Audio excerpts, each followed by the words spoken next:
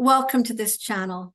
My name is Linda, and I'm going to be your host here at Inspired by Her Story. 2 years ago, I started a Facebook group with weekly interviews with women from all over the world. These women have grown strong in the process of overcoming difficult life challenges. They've all been lovely. The stories on this channel are incredibly faith-building and encouraging. And you're going to learn that with God, all things are possible. If this is your first time visiting here, I invite you to please subscribe, like, and share with your friends. On this channel, you're going to meet these women and be encouraged. And I know you're going to be inspired by their stories.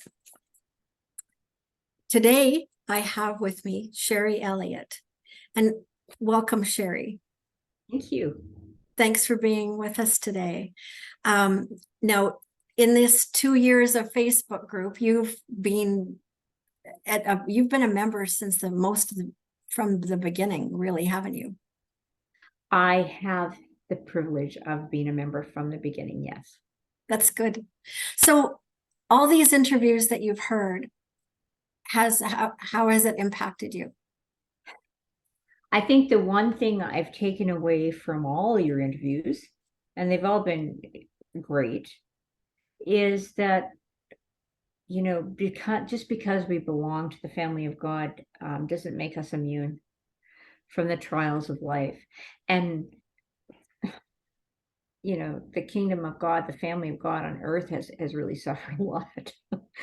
But I think knowing that you're certainly not alone in the struggles that life offers has been my biggest takeaway. Yeah, and just how strong women are. Absolutely. And how it's important that we do encourage each other and do what you're doing, which is inspire each other.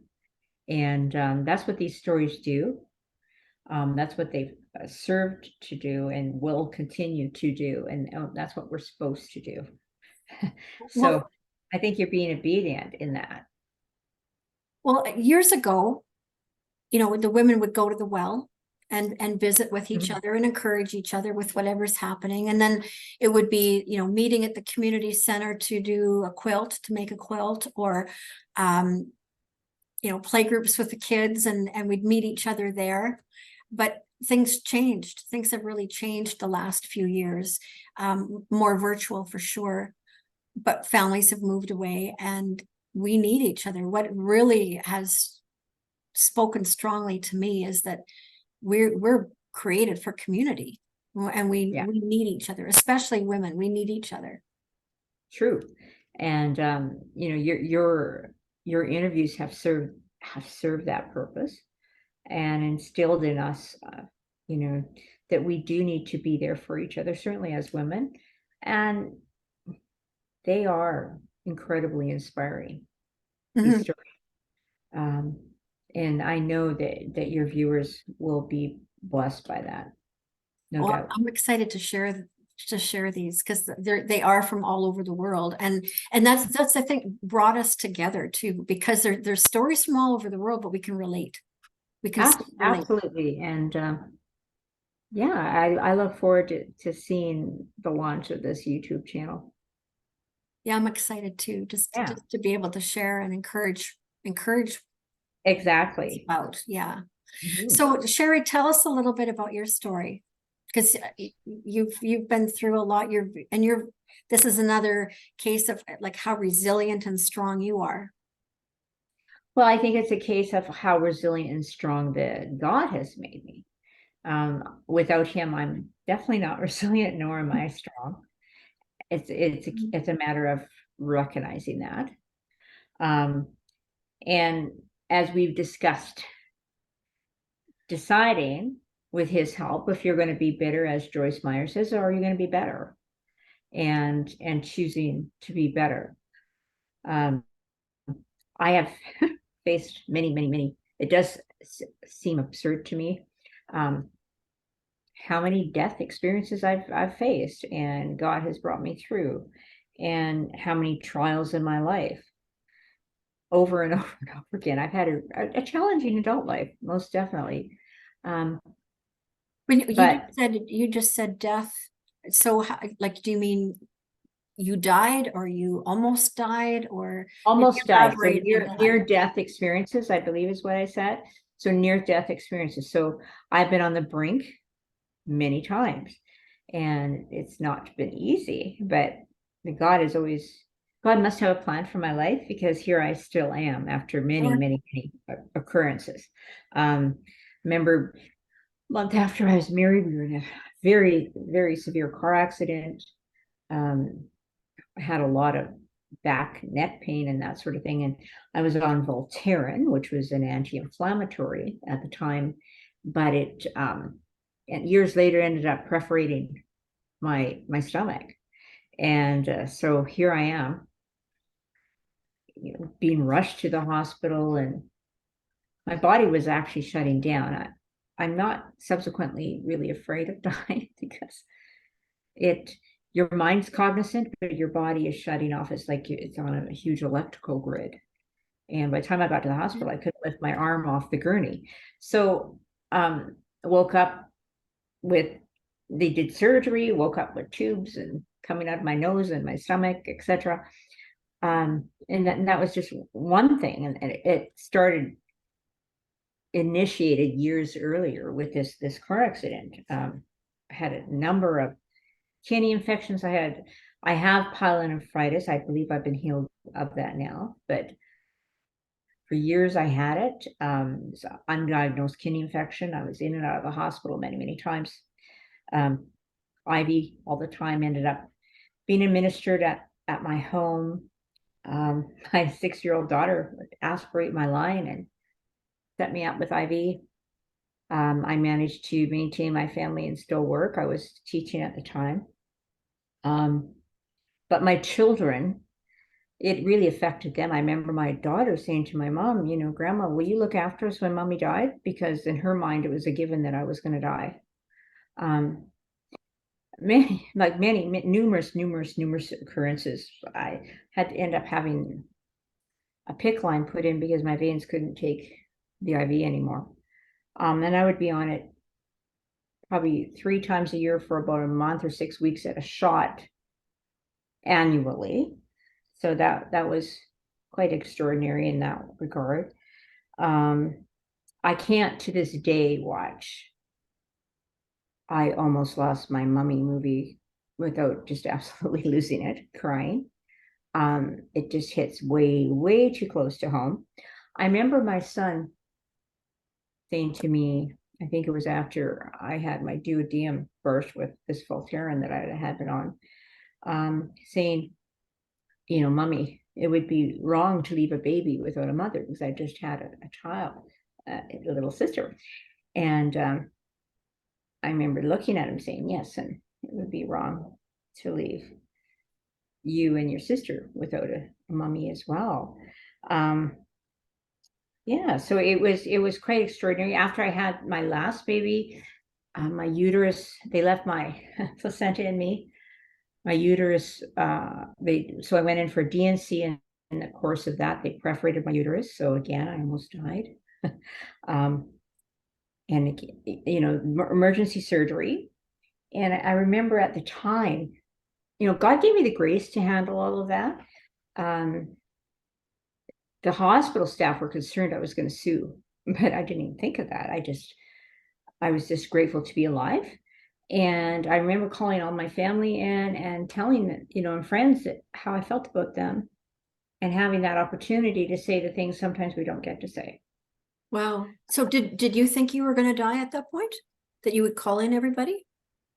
No, this was after they had saved my life, after my surgery. Oh, okay. But I realized how close I had come.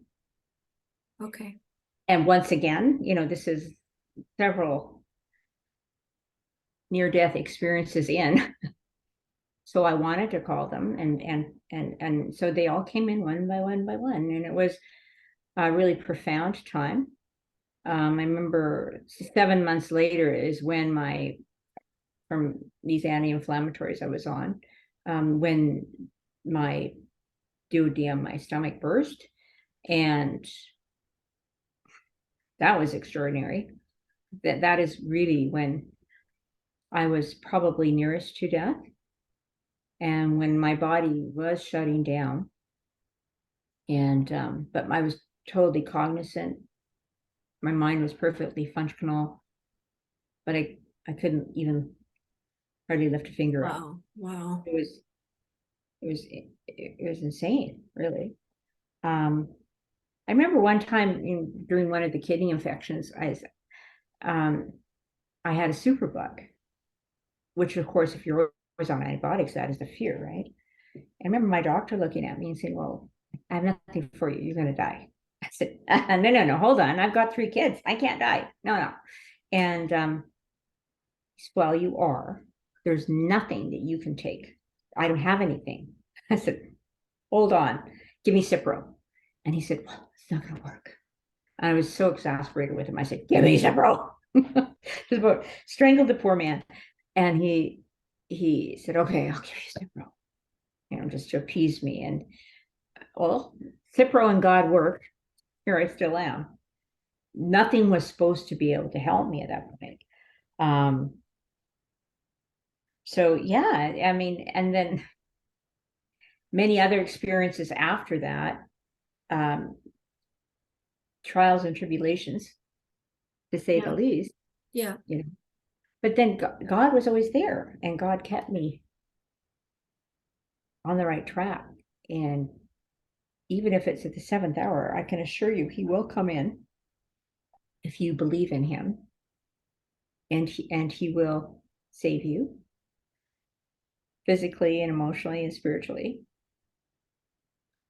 Yeah, and I thought that was enough of a life story, but that was really just the beginning. Yeah, Little did I was thinking that part had that was all before I met you. So what about the fire? Do you want to talk about the fire? Right. So I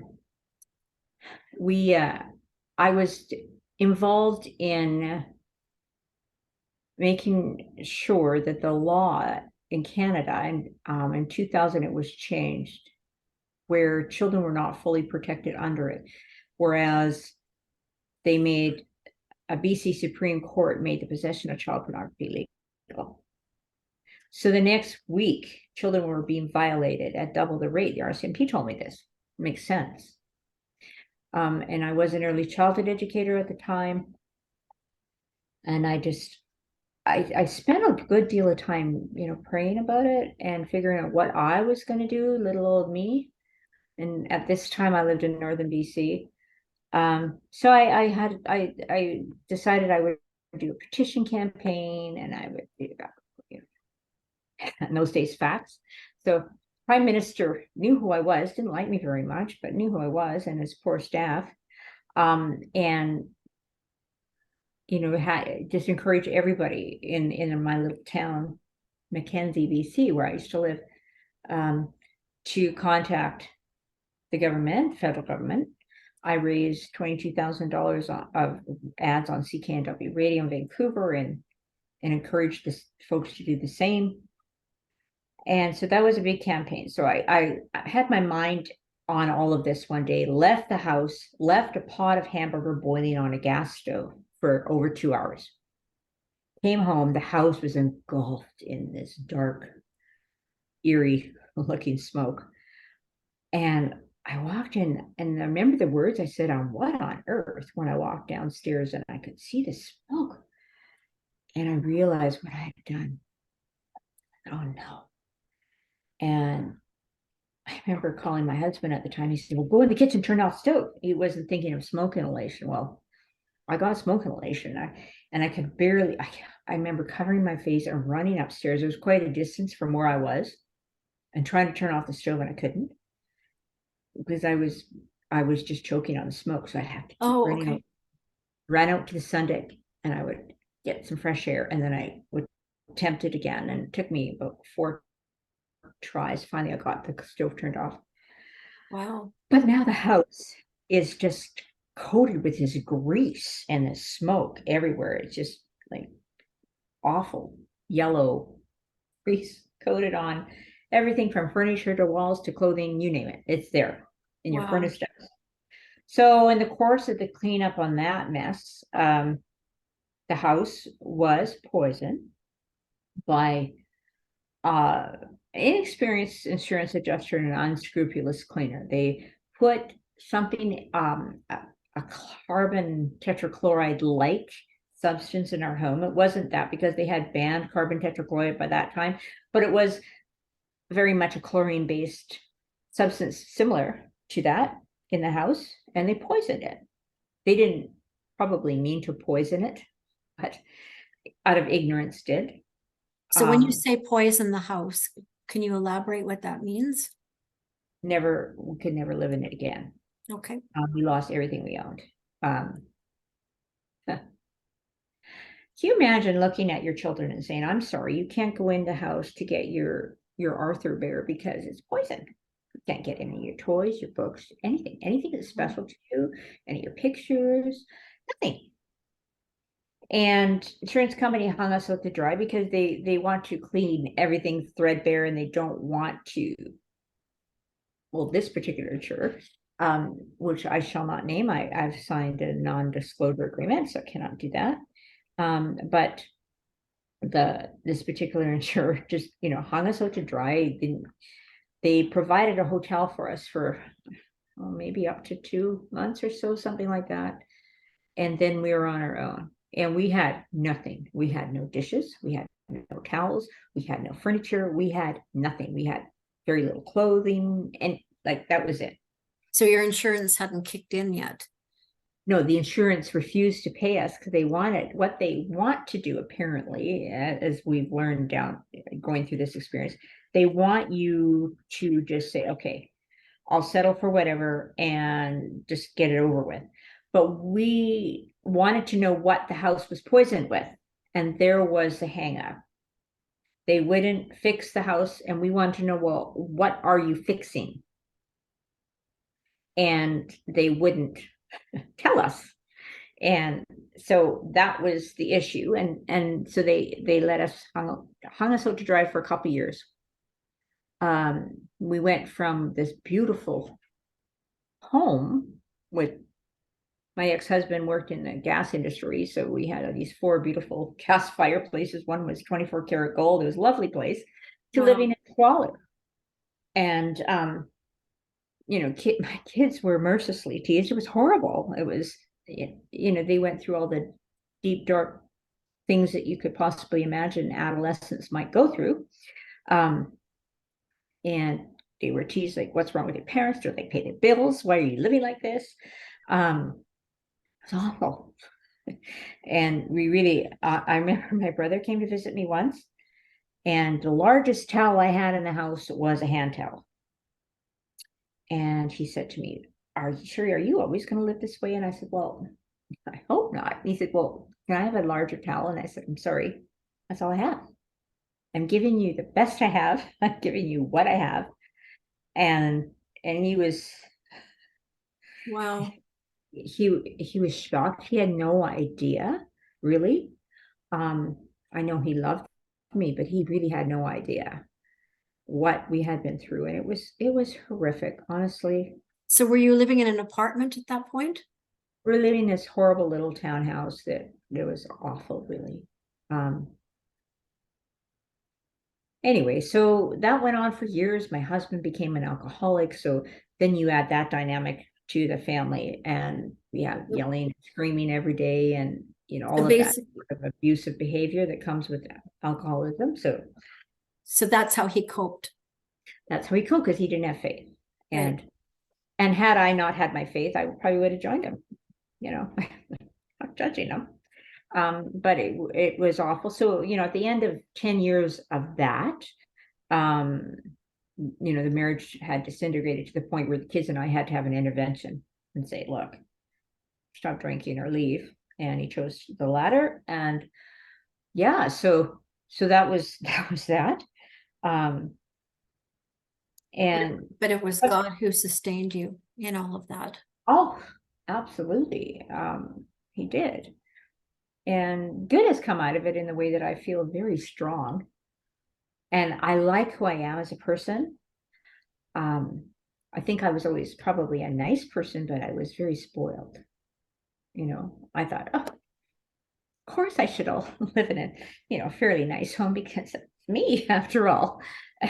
And Well, if that's what we know, then that's what that's what we know, right? right? And Yeah. so, but I appreciate anything. And, God has blessed me with a lovely place to live. And I actually have, towels and furniture that match. Pretty, pretty amazing. But, I remember about 2.5 years after the fire, I had a dear friend that organized a party for me, and I love her and everyone in the town. But they kept thinking, well, insurance will pay, but they didn't. And so they had a party for us, and they gave us enough money to buy a couch that I didn't have to borrow some horrible, ugly couch with Yeah.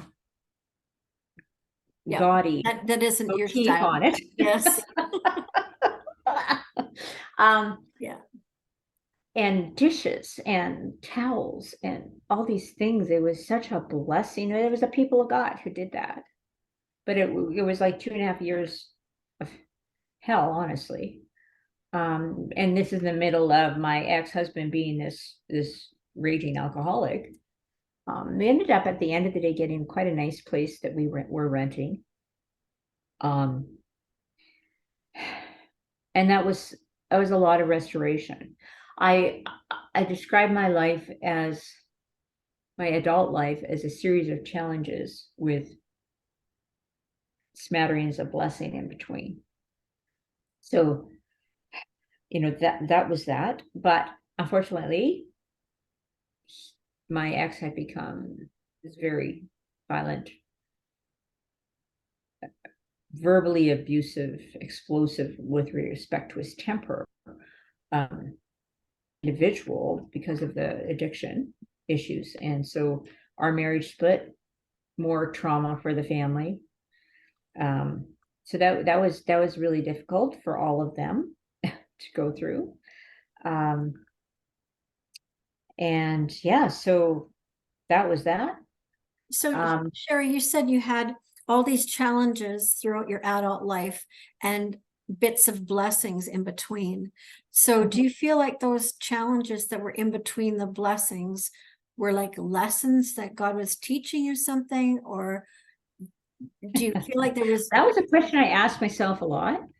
yeah, And like, Lord, I really want to learn this. I don't want to go through this anymore. I right? think, for instance, when I was into the child pornography battle, I did not appreciate what an evil area that was, what an inherently evil area it was. And guess what? If what I learned out of that, if you're going to go into that, you best be covered by adequate prayer protection, like Focus on the Family or another organization. Because if you're not, it's like trying to climb Mount Everest By without yourself, adequate preparation.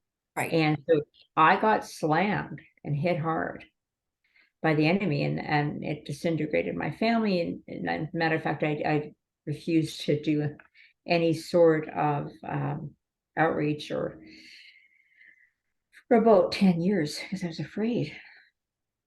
Yeah. I was afraid what the consequences would be to my family because they'd been so harmed, so harmed.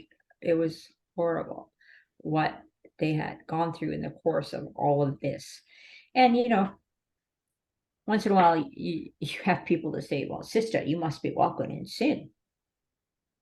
Look at all this is happening to you. And I remember I was at a church service one night and somebody said that to me rather insensitively. And the speaker of the night was a rather prophetic woman. She was from the stage and she said, no, I think she's been sinned against. But that just adds on to it because you do say, Yeah. okay, Lord, what have I done wrong? Yeah. Yeah. And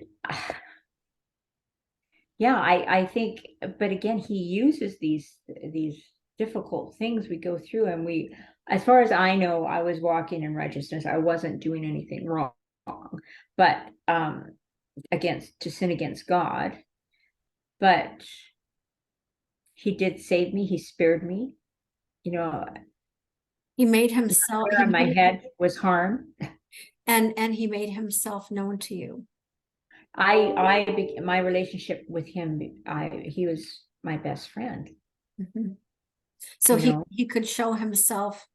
I remember hearing, I think it was Graham Cook saying, who does, in this situation that you're in, who does, what part of God's character does he want to teach you about? Yeah, I remember hearing that too. Yeah, And and it was like his goodness or his faithfulness. goodness, to me, it was faith. It was faith that he would see us through, and he always did. He always spared my life. He ended up restoring me after this house thing. And he's restored my family, not my ex-husband, but my children. He's certainly restored them. Mhm. And there's still some processes going on there, but he has been faithful.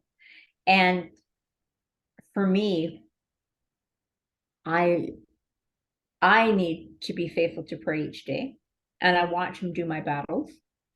Um, and I always think, my goodness, what would happen if I hadn't prayed? Yeah, You know, what would have happened if I had not prayed in this situation? yeah, because we So, don't see that part of it. That's the no, behind the scenes part. but I really like who I am now, and I appreciate the smallest little thing in my life because of these experiences.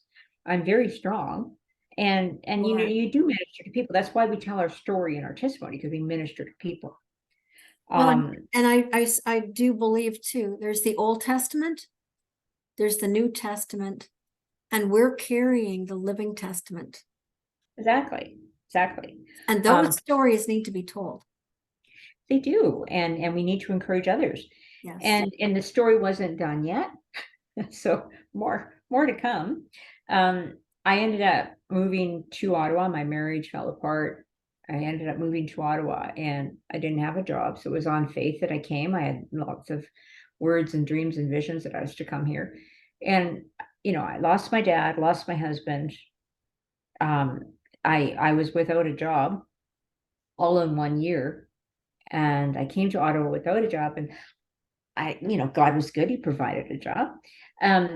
But I ended up having cancer, so we had to go through that, and had some surgery, and it was breast cancer. And I've been cancer free for 12 years, thank the Lord. It's But He good. got me through that.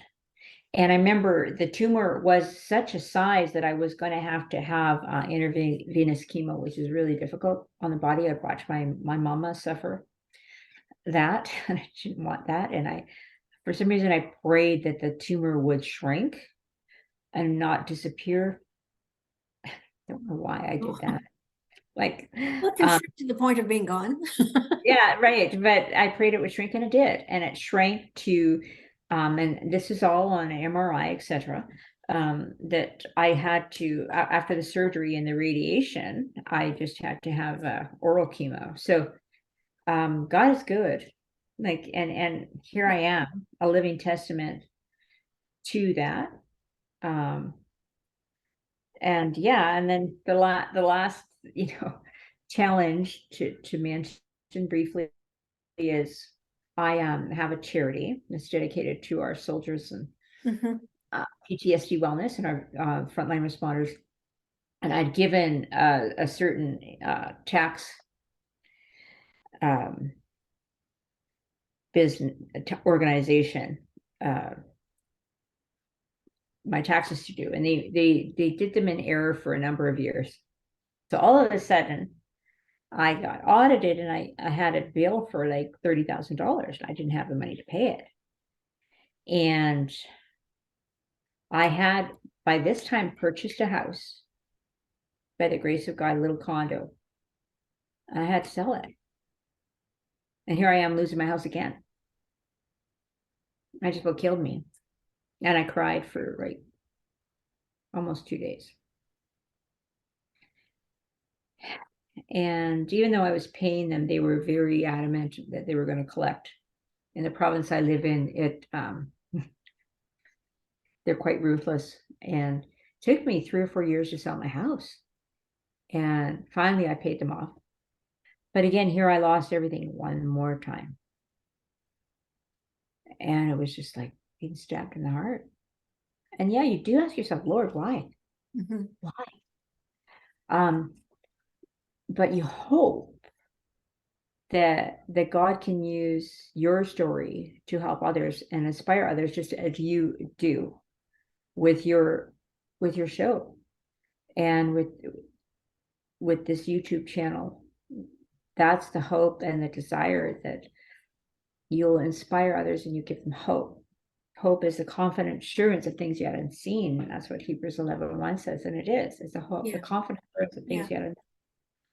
And And all with these and all these things quite possibly would have happened anyway. But with God, you had him by your side. they may well have. Certainly the kidney infections and all of that would have, and I may not have made it. And especially, I mean, it was God that, prompted me to say, give me Cipro, when he said, I'm sorry, you're going to die. Mm-hmm. I have nothing for you. And he's standing by you. He's not going to leave Absolutely. you, And, forsake you. here I am. I said, no, Yeah. no, I'm sorry, I can't. You must be mistaken. I have 3 children to look after. Um, so many instances like that. Like when my stomach burst from taking this anti-inflammatory, my ex-husband normally didn't have a lot of empathy for anyone that was ill, and he'd just kind of pat you on the back and say, oh, you'll be fine. And he's the one who saved my life in that case, because I wasn't going to go to the hospital. I had had so many near-death experiences, and I had been in a hospital so much, I wasn't, no intentions of going. And this terrible, terrible pain in my stomach. And I was standing with my 3 children outside the doctor's office. I went inside, he checked me, he says, I think you're okay, go home. So I went home, and then I laid on the couch, I couldn't move. And he looked at me, my ex-husband, he said, I'm taking you into the hospital. That was a miracle. Never, ever, ever would he normally have done that. Not in a million years. He just wasn't in tune with that. And I don't want to cut him down. He was a very good man for many years. It just didn't have a lot of empathy for that type of thing. But he saved my life. Yeah. I would have definitely died in that case. And that was probably God orchestrating that too. Yeah. There's so Prompting many him. Yep. times, right? Yeah. That I could point to and say, yeah. And good news with the battle with the child pornography, that law was eventually overturned, and children were fully protected once again. Good. So that was good. That was a God thing.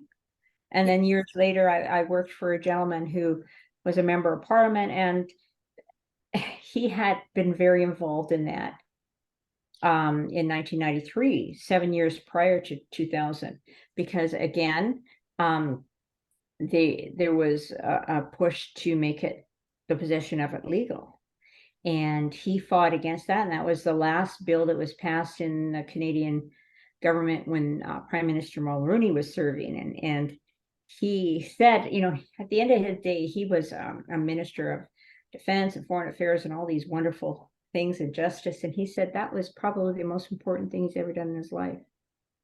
And here, all these years later, so that was in 1993, and I come to work for him 20 years later, and full circle.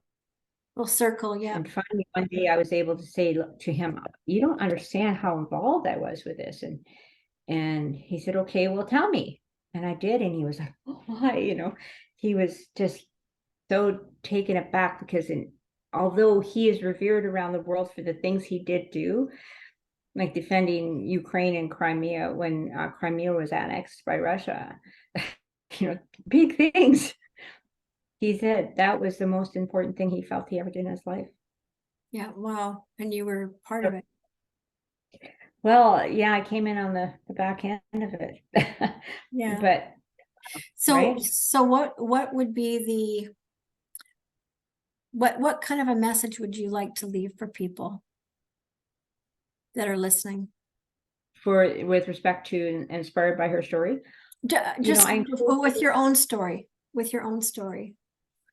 Well, without God, we have nothing, and we are nothing, and I would be nothing without him.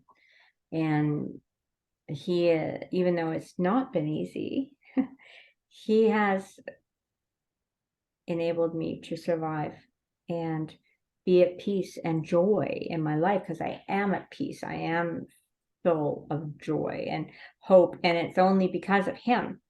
It would be absolutely impossible. I would be a bitter old woman if I didn't have the Lord. I would be. I'd probably be an alcoholic too. I mean, I'm sure I would be.